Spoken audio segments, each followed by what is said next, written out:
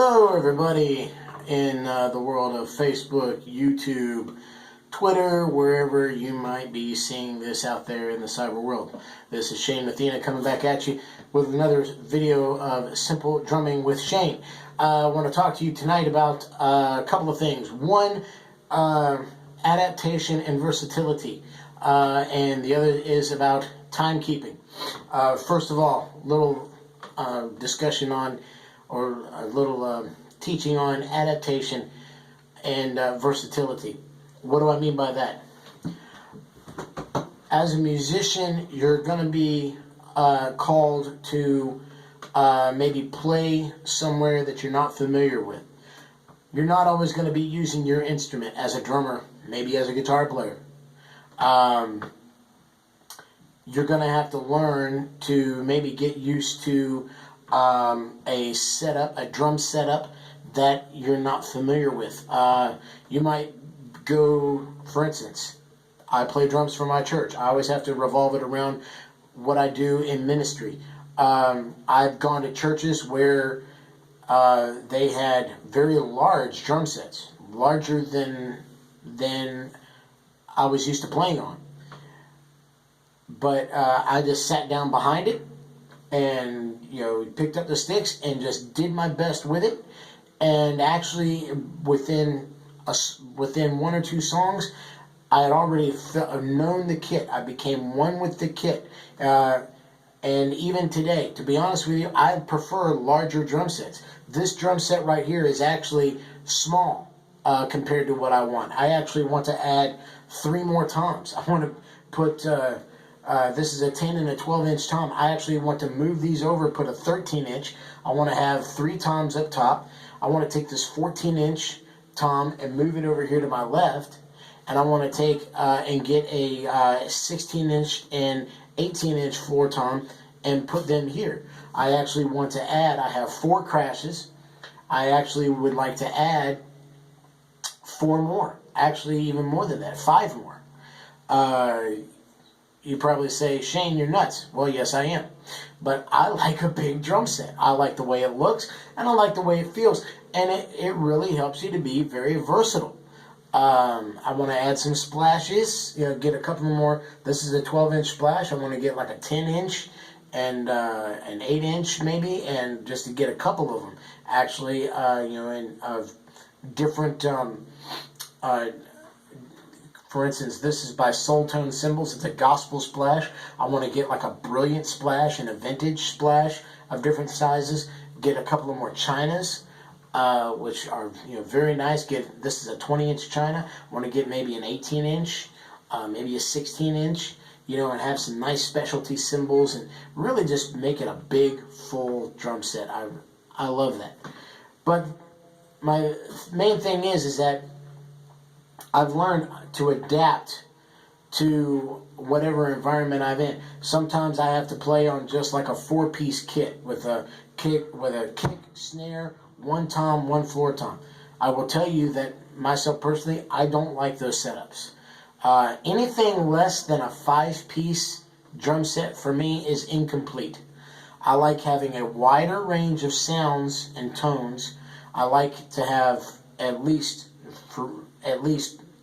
really 3 toms up top, a 10, 12, or a 13, or an 8, 10, and a 12. You'd be amazed at how much more versatility and just how much more depth having that 3rd tom up top. It really makes a huge, huge difference, and it looks cool. I'll just be honest with you. It looks cool, but it adds a lot to the sound. And so, but I don't like the split tom setup either, where you only have 1 rack tom and maybe you have 2 floor toms. When I like having more toms up top, because it's a more natural circular motion. When you're only it just feels incomplete when I only have 1 tom up here. But I've had to play that configuration many times, and I'm used to it, even though I don't like it. There's times when I've had to play, all I've had to play was a kick, snare, hi-hat, and a crash cymbal. That was it. There's been times, actually, when all I had to do was a kick and a snare and a hi-hat. and you just have to make it work. It's hard, it's challenging, but you just have to make it work, and you learn to adapt. I've been on. I went to one church one time up in Virginia, where they had a very a large set. It actually had the kind of setup that I like. It had 3 toms up top, 2 floor toms. It had a few crashes and whatnot, and I fell in love with that setup. And I adapted to it in no time. It was wonderful. The only time I really have a hard time adapting to something is when if I go someplace and I'm playing on somebody else's drums, and say they're like 6'4", and guess what? I'm only 5'2", barely. So when I'm sitting behind the drum set of a person who is considerably bigger than I am, then I'm going to have a problem, and I'm going to have to ask, can I make some adjustments, because I might not be able to reach. I just might be very uncomfortable, and so, but those instances are actually rare. There was actually one time I was playing in a concert with a gospel group, or I was singing, and I was going to see if I could play, and they had a set of drums there, but the guy who was the drummer was so much bigger than I am, and he had very long legs, and also just the way that he had his drums arranged. He had them arranged in a very non-conventional way, not a normal traditional way that you would see here. There's no way that I'd be able to play his drums without having to make some major adjustments, and I hated that because I wanted to play it, but I just couldn't do it. I was too short, and just the way that he had everything, couldn't do it. But for the most part, though, there's a lot of guys out there who, if they were to sit down even on a drum set like mine, and mine, I don't feel as, I had one person tell me, said, man, you have a lot of cymbals. I don't think I do. I have 4 crashes. I have 4 crashes, a splash, a ride, and a china. I think that's actually average. I think anything less than 3 crashes is actually incomplete. 2 crashes for me is too basic. I like to have a wider range of sounds and tones, and also, if you have more crashes to hit, that means they're going to last longer. Because if you only have like 2 crashes, if those are the only ones you're hitting all the time, guess what? Eventually they're going to crack. But if you got more targets to hit, more options to hit, you're going to be spreading it out a little bit more, and then they're not going to break. Just my opinion. So actually spending a little bit more and getting some extra cymbals, not only will, I believe, help you in your versatility and help you expand, it can also save you some money down the road, because your cymbals will last longer because you have more to use. Which, if you're playing correctly, your cymbals should last a long time anyway. Keep them loose, keep them tilted slightly, try to play them in a sweeping motion, not a chopping motion. That saves on your sticks and your cymbals. But anyway, back to my point. Learning to adapt to whatever scenario you're in. It should not matter the size of your drum set that you're on. It should not matter how many toms, how many cymbals, or anything like that. All that, just get down and just, tinker with it. You might need to maybe raise something up a little bit, maybe lower something a little bit, and that's understandable. But if you can just get behind a kit and not have to make any major adjustments, just get back there and just start playing.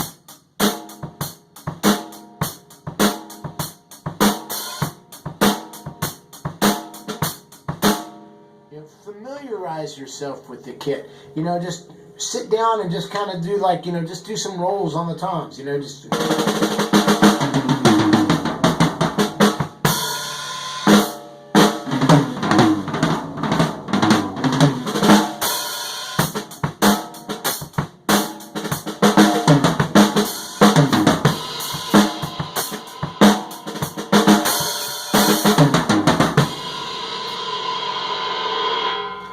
Just do some basics, just familiarize yourself with what you're doing.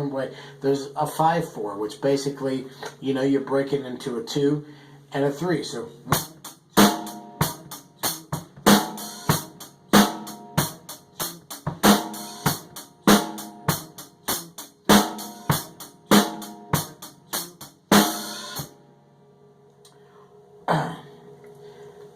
that's just something that, if you don't know, something that you should just practice on, learning your different time signatures and learning to develop good, solid rhythms and grooves in those time signatures.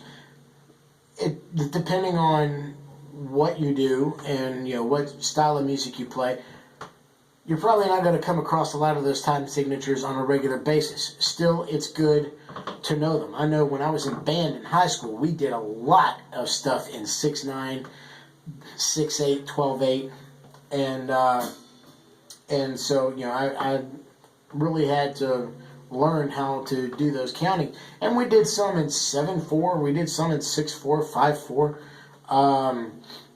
And I think we actually had there was a couple of times we had even some more bizarre time signatures in that. I even think I've seen a 1/4 one time. Very, very weird. But as you grow and as you like some of these guys who, like I said, they do like a song in 19/8 or 33/8 or something along those lines. You learn, okay, like for instance, the song in 19/8, it's called 19 Days by a drummer by the name of Gavin Harrison. I'll put the video up in the comments section. He subdivides it. He counts it like 1, 2, 3, 4, 5, 6, 7, 1, 2, 3, 4, 5, 6, 7, 1, 2, 3, 4, 5, 1, 2, 3, 4, 5, 6, 7, 1, 2, 3, 4, 5, 6, 7, 1, 2, 3, 4, 5. That's how he broke that up, and that's how he plays it. And it's a really, really cool rhythm, really cool groove. He, a lot better drummer than I am. But, it's good, actually, to what you should try to do is sit down and just try to play, just bounce from rhythm to rhythm, from time signature to time signature. Start out with the 4, go to the 3, go to the 2, go to the 6/8, go to the 12/8, go to the 6/9, and kind of go back and forth with it. Just go 1, 2, 3, 1, 2, 3, 1, 2, 3, 1, 2, 3, 1, 2, 3,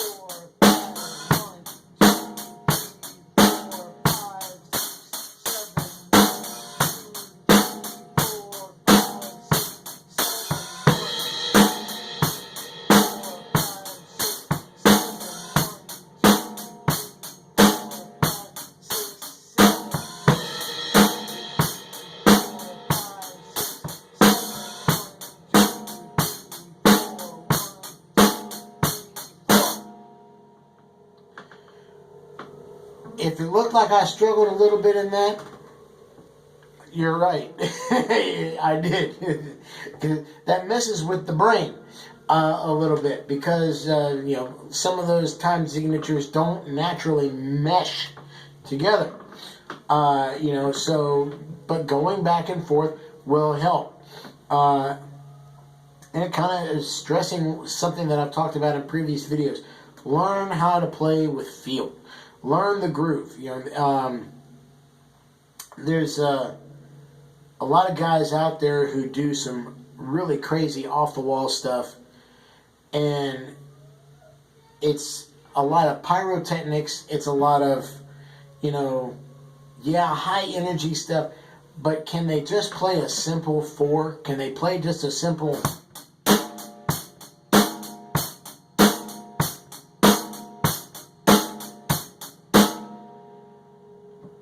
That's part of the problem that I have personally with a lot of today's modern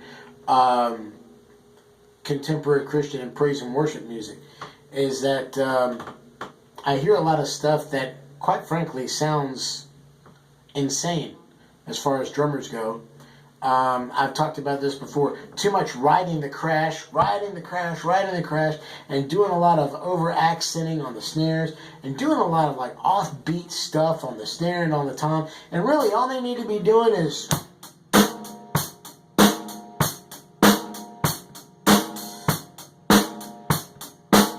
all they need to be doing. And just making it feel good. A lot of that other extracurricular stuff... listen, I love to do drum rolls. I love to be flashy. I love to be fancy. But I also know that there's a time and place for that. And a lot of times, all you need to do is just play with a good feel, good dynamic. That's another thing. Use good dynamics. There's a good feel, good dynamic.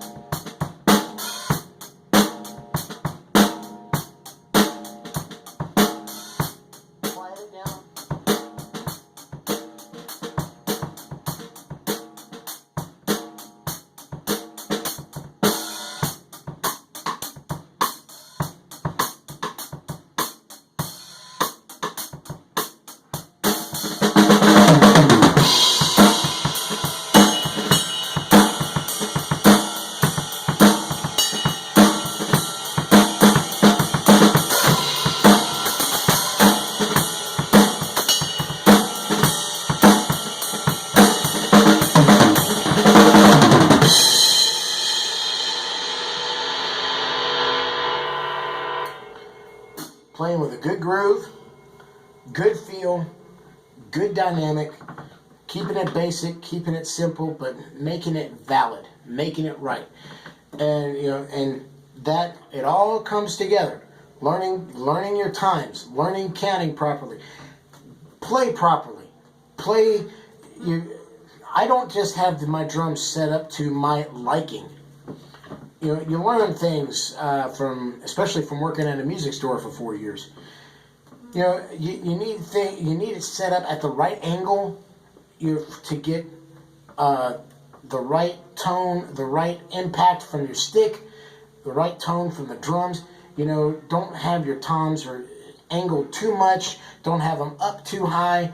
Don't have your snare angled too much or too high or too low. I mean, you need to keep everything at a good position to where you can get the most impact, and so you're hitting properly. Don't bash. Don't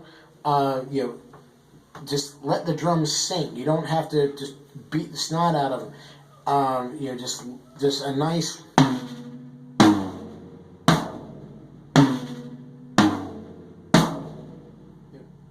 Now you get good volume out of that, and all I did was basically just let the stick. And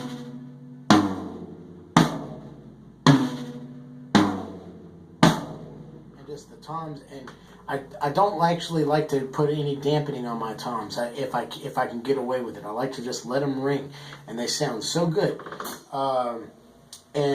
Just play with even just good strength, good dynamics, good feel, Don't do a lot of off-the-wall crazy stuff. Don't always try to mimic the drummers that you hear on recordings. I've said this before. Don't always try to mimic what you hear on recordings. Make the song your own. Because, like, if you're playing in a church, I can tell you right now that there's not as many people really get into a lot of today's worship music as you think. And if you're playing in the church, you've got to learn to discern, okay, is this going to work? Or, how is the congregation going to receive this? Now, sometimes I know because it's happened with me, God just tells me, don't worry about what they're thinking. I want you to play the way I lead you to play, which is what I try to do to begin with. And very rarely does that mean go with what I hear on the recording, because a lot of times what I hear on the recording just does not match. It does not mesh with me in my spirit. I'm like, okay, that just doesn't sound good. And it doesn't. It really, other people may like it. I don't. And I'm the one having to play it. and so even if the band leader wants me to try to do what's on the recording, I'll do enough to make them happy. But eventually, I'm going to do with what I'm feeling in my spirit, because I can tell what they're wanting me to do isn't working. And so I have to follow with what I feel the Holy Spirit leading me to do. And when I do that, then it opens up. It happens every time. So that's a word for some of you band leaders out there. If you want something to sound a certain way, that's okay. But still, don't always get caught up in what you hear on the recording. Be free. Let your musicians be free. Don't put too much of a leash or a restraint. As long as there's good chemistry, as long as it's coming together and sounding good, and your people in the church are receiving it and responding to it, that's what matters. That's what's most important. Anyway, I guess that's pretty much it for this video. I just want to again talk about adaptation, versatility, being versatile as a musician, learning to adapt to different setups, learning different time signatures, from your 3/4, 2/4, 4/4, 6/8, 12/8, 6/9, and there's a lot of other time signatures that they're a lot more even advanced than what I shared with you. But this is that's why I call it simple drumming with Shayne, because you'd be surprised. There's a lot of people out there that just need to get down to the simple basics, myself included. That's part of why I'm doing this. This is helping me just as much as it's helping you, and I hope it's helped you. My prayer and my hope is that that something I've said, something I've shown you, will be a blessing, will be an inspiration to you. And I hope you've enjoyed this video, and there will be more to come as the Lord leads. So God bless you. Have a wonderful day, evening, whenever it is you see this, and we'll see you back again soon with simple drumming with Shayne. Let's rock it out a little bit.